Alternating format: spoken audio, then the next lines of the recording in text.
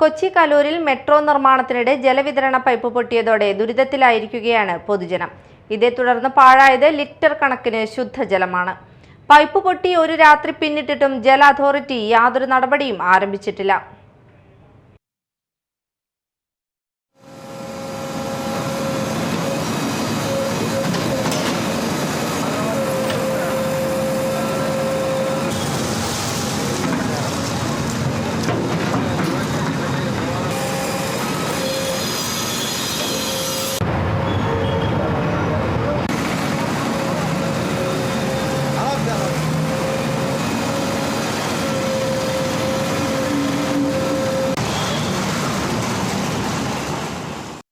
ഇപ്പോൾ നിലവിൽ ഇന്നലെ സംഭവിച്ചു കഴിഞ്ഞാൽ 5 ദിവസമായിട്ട് ഈ കോർപ്പറേഷൻ ഏരിയയിൽ വെള്ളം ഉണ്ടായിരുന്നില്ല.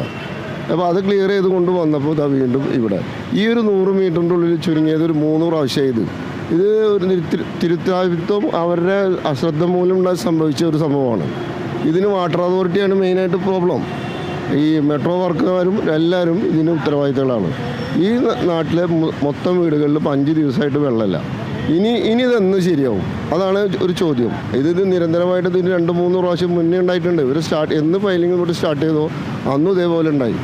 നിലവിൽ വെള്ളമില്ല. ഇപ്പോൾ കുടിവെള്ളമാണ് നഷ്ടപ്പെടുന്നത്. അതുകൂടാണ്ട് അവർ ചെയ്ത വർക്ക് പ്രകാരം ഈ കാനയിലെ വെള്ളം ഈ കടയിലേക്ക് വന്നുകൊണ്ടിരിക്കുക. ഇപ്പോഴും മെട്രോ വാട്ടർ അതോറിറ്റിയുടെ വർക്ക് ഇതുവരെ നടന്നിട്ടില്ല. അവരവരുടേതായ മെട്രോയുടെ കൺസ്ട്രക്ഷൻ ടീം അവരുടേതായ വർക്ക് അവർ ചെയ്തുകൊണ്ട് മുന്നോട്ട് പോകണമെന്നല്ലാതെ കുടിവെള്ളത്തിൻ്റെ പരിഹാരം എപ്പോഴും കണ്ടിട്ടില്ല.